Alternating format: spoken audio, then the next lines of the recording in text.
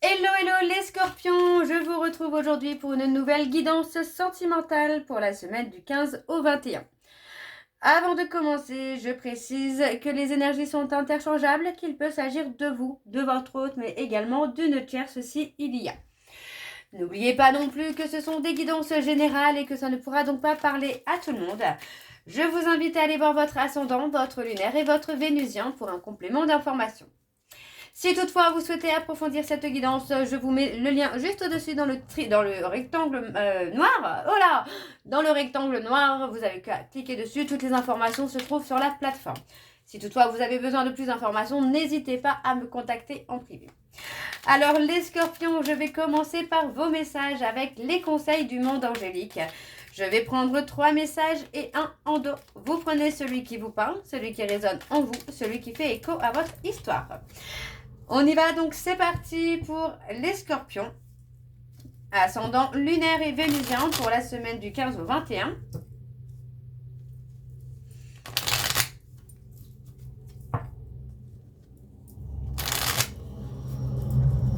Allez, on y va, c'est parti. Je suis désolée, les camions passent. Alors, pour les scorpions, ascendant lunaire et vénusien pour la semaine du 15 au 21.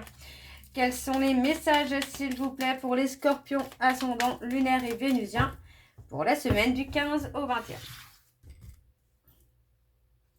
On y va, donc c'est parti. On a Carpe Diem. Lève-toi le matin en te disant que cette journée sera la tienne. Le deuxième message, nous avons dit non, voie sans issue. Et le dernier message, vise haut. Ne t'attarde pas sur le négatif, c'est une perte de temps. Et en dos, nous avons la prière. Cher ange, merci de m'aider à comprendre les signes et messages que vous m'envoyez. Aidez-moi à les traduire. Je vous fais confiance, je me fais confiance. Amen. Donc voilà les scorpions pour vos messages. On va donc tout de suite aller voir vos énergies avec l'oracle des miroirs.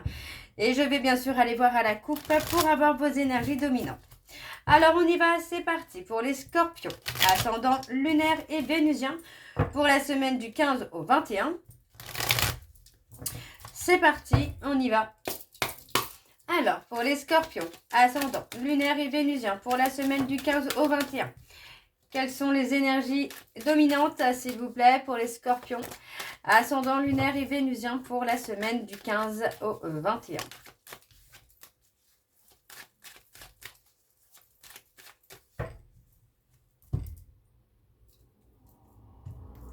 On a l'élévation, la prise de hauteur. Vous voyez, on vous dit que par rapport à ce que vous percevez, par rapport aux conclusions que vous pouvez avoir sur certaines choses, pardon, on vous dit que vous êtes dans le faux. On vous dit de prendre de la hauteur, de voir les choses sous un autre angle, de remettre en question les perceptions que vous pouvez avoir avant d'en tirer des conclusions. Parce que pour moi, il y a des choses qui ne sont pas forcément bonnes. D'accord? On parle quand même de quelque chose qui peut être totalement faussé. On parle d'engagement, mais pour moi, par rapport à cet engagement, on parle quand même qu'il y a pas mal de réflexion. Donc pour moi, j'ai l'impression qu'on est toujours en train d'un peu pointer du doigt vos erreurs ou vous, les erreurs de votre autre, en tirant des conclusions trop rapidement. Et pour moi, les conclusions que vous avez vous amènent à un échec, vous amènent vraiment à être dans le faux.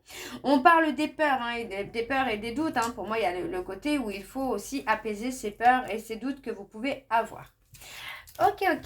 Alors, on y va avec le tableau. C'est parti pour les scorpions.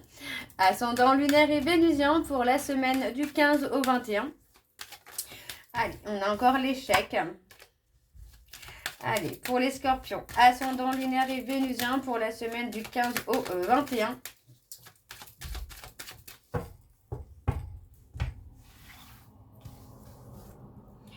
Alors, on y va, c'est parti. On a l'ouverture.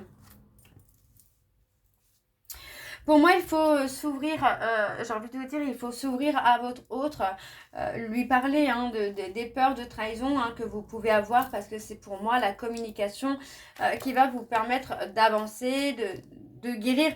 Pour moi, il est possible à les scorpions que vous soyez avec quelqu'un qui prenne le temps de vous apaiser, de vous rassurer, mais il faut en parler. Il y a la communication.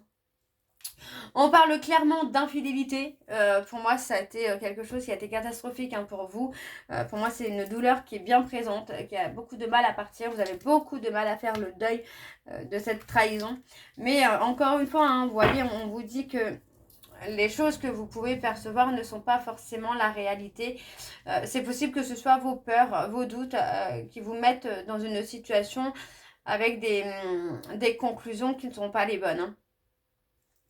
Pour moi, ici, il faut guérir un trauma d'infidélité, très clairement. Là, il n'y a même pas de tour, Non, il n'y a pas de détour. Là, sur la première ligne, il n'y a pas de détour. C'est vraiment guérir un trauma d'infidélité. Pour moi, parce que là, pour l'instant, vous êtes protégé. Et on ne s'ouvre pas forcément à l'avenir. Et le fait de pouvoir retrouver une stabilité va vous permettre d'avoir des déblocages. Donc, pour moi, on vous dit de rester ancré à vous-même, mais sans tirer de conclusions hâtives sur ce que vous pouvez percevoir. On vous dit vraiment de prendre de la hauteur, prendre de la hauteur sur ce quoi vous essayez de comprendre les choses. Pour moi, prenez de la hauteur et essayez de les voir sous un angle différent. Ça peut être concernant la personne qui vous a trahi, mais ça peut être aussi concernant une nouvelle personne que vous venez de rencontrer. On a la protection, vous voyez, on se protège. Pour moi, on se protège de la trahison en restant dans sa zone de confort. Pour moi, c'est clairement ça. On a le côté passionnel où on a cette passion, on a cette fougue, le désir est là.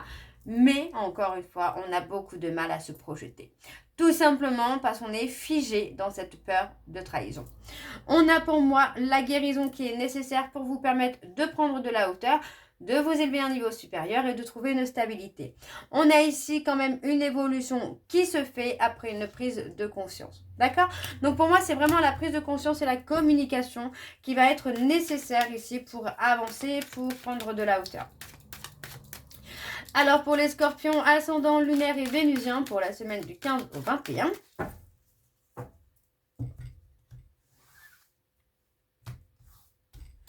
On y va, c'est parti. On a beaucoup de paroles, beaucoup de promesses non tenues, de non-dits aussi. Pour moi, il y a eu des mensonges. Oui, s'il y a eu trahison, je pense qu'il y a eu du mensonge aussi derrière. Donc, pour moi, voilà, c'est le besoin aussi de communiquer sur le besoin ou l'envie de s'engager, d'avoir quelque chose de solide. On a la séparation. Pour moi, il y a peut-être le besoin de se séparer aussi pour mieux se retrouver.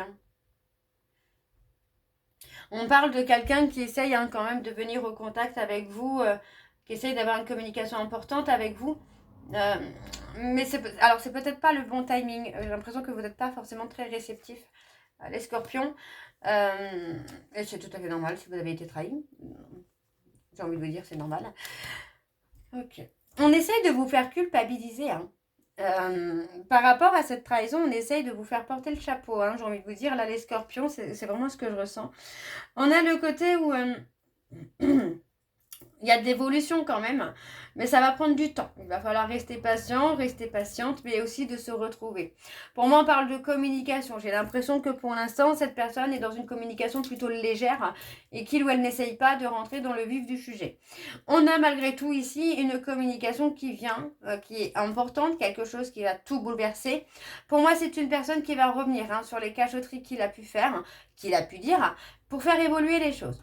Donc pour moi, j'ai une personne qui est très clairement dans la culpabilité de la séparation, peut-être même du divorce pour certains d'entre vous. Pour moi, on est dans la culpabilité. Est-ce qu'il y a des efforts qui vont être faits? Pour moi, oui. Mais ça va prendre du temps. Il va falloir rester patient ou rester patiente. On va aller voir en dos pour les scorpions. Ouais. Il y a beaucoup de lenteur dans la prise de décision. Pour moi, j'ai l'impression que les scorpions, vous avez besoin de vous retrouver seul aussi pour prendre une décision, pour prendre le temps de réfléchir à la décision que vous souhaitez prendre. On vous dit bien que quelle que soit la décision que vous prenez, ce sera la bonne. D'accord? On vous dit que cette difficulté a été soudaine, mais que la discussion que vous allez avoir et la prise de décision que vous aurez sera la bonne. D'accord? Il y aura une réussite. Alors, on va aller voir avec l'oracle coup de cœur. Et je vais également aller voir à la coupe pour avoir vos énergies dominantes. Alors, on y va, c'est parti. Pour les scorpions, ascendant lunaire et vénusien pour la semaine du 15 au 21. Pour les scorpions, ascendant lunaire et vénusien pour la semaine du 15 au 21. Alors, quelles sont les énergies dominantes, s'il vous plaît, pour les scorpions, ascendant lunaire et vénusien pour la semaine du 15 au 21. Allez, on parle de secrets. Hein. Quelles sont les énergies dominantes, s'il vous plaît, pour les scorpions, ascendant lunaire et vénusien pour la semaine du 15 au 21. On a une inconstance morale. Ouais, moralement, moi, j'ai quelqu'un qui est un petit peu perdu. Qui a un peu l'espoir de pouvoir guérir, sauver une relation. On parle de guérison, on parle des flammes jumelles. Donc pour moi, c'est certainement cette personne qui est dans une instabilité, mais qui espère malgré tout pouvoir sauver cette relation flamme jumelle, mais aussi de se guérir. Donc on a quelqu'un qui peut être dans la surveillance au niveau des réseaux sociaux.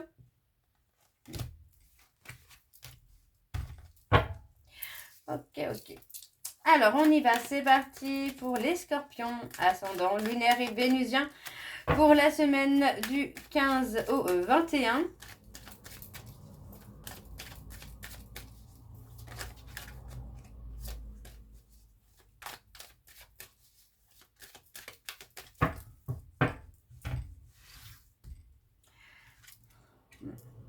On a des choses à régler. Hein. Vous voyez, pour moi, il y a la guérison de certaines blessures. Hein. Oui. Il y a la guérison des blessures à faire. On parle d'un retour malgré tout. Pour moi, une fois que les choses seront réglées, que les blessures seront guéries, il y aura des efforts, il y aura vraiment un renouveau. Mais c'est pas maintenant. Pour moi, je le ressens pas là tout de suite. Vous voyez, on parle pas d'un retour immédiat parce qu'il y a encore ce trauma de trahison qui est là et qui pèse encore lourd. Donc pour moi, on a le déclic quand même d'être blessé ou d'avoir blessé en étant dans une relation un peu instable, dans une relation amour-amitié. Malgré tout, j'ai quelqu'un qui revient petit à petit vers vous. Mais encore une fois, c'est une relation qui est perturbée par ce trauma de trahison. On parle d'un homme ici qui a un déclic, qui prend conscience qu'il ou elle doit grandir. D'accord ? On a des projets malgré tout, il y a une évolution. Pour moi, sur la période du printemps prochain, les choses peuvent clairement évoluer, peuvent clairement changer. Pour moi, là, pour l'instant, on est vraiment dans une période de dualité, de réflexion, de prise de conscience. Ouais, j'ai un homme qui est voilà. On a un homme qui peut être dans des projets, mais émotionnellement, pour moi, j'ai quelqu'un qui rencontre des perturbations, qui rencontre des obstacles. Ouais. Vous voyez, on parle de progresser aussi par rapport aux flammes jumelles. Pour ceux et celles qui sont en parcours flammes jumelles, ça peut être un lien karmique, ça peut être un lien d'âme, ça peut être n'importe quel lien, on n'est pas obligé que ce soit flamme jumelle. Pour ceux qui sont dans un lien où c'est compliqué, où vous êtes dans cette situation de blessure, de trahison, il y a une progression, il y a de l'évolution. D'accord, mais il faut travailler sur soi. On parle de retrouver, pour moi, des choses qui vous font plaisir, de faire des choses, de s'occuper de vous-même, de vous occuper de vous pour votre évolution, pour sortir de cette peur de trahison, pour ne pas tout donner à l'autre. Donc, on parle ici plutôt d'un break pour aller dans les projets, pour évoluer personnellement, professionnellement, pour avancer. On parle d'un pardon aussi par rapport à une trahison. Pour moi, j'ai un homme qui se rend compte finalement qu'il ou elle s'est trompé de chemin par rapport à ce parcours. Donc pour moi, il est clairement possible qu'on retrouve la personne avec qui on est destiné. On a une progression qui se fait, mais attention, c'est vraiment petit à petit. Alors, on va aller voir en dos, pardon. Ouais. On parle de lâcher prise. On parle de lâcher prise parce qu'on vous dit bien que sur la prochaine saison, il va y avoir des déblocages, il va y avoir des ouvertures pour vous. On parle d'ouvertures qui vont vous permettre de vous guérir. Alors, on parle de quelqu'un avec qui il y a une attirance. On parle d'une guérison, de quelque chose de beau, de profond. Et pour moi, il y a une déclaration. Il y a déclaration. Et on parle de guérison des blessures. Donc pour moi, c'est une personne qui peut vous amener clairement ce lâcher prise et cette guérison, les scorpions. Donc laissez-vous bercer par ce qui vous attend. Donc voilà les scorpions, j'espère que cette guidance vous parlera. N'hésitez pas à me dire en commentaire si ça vous parle ou pas. Moi, je vous retrouve très bientôt pour la suite des guidances du mois de juin. En attendant, n'oubliez pas que vous retrouverez le lien pour les consultations privées en début de vidéo et également à la fin de la vidéo.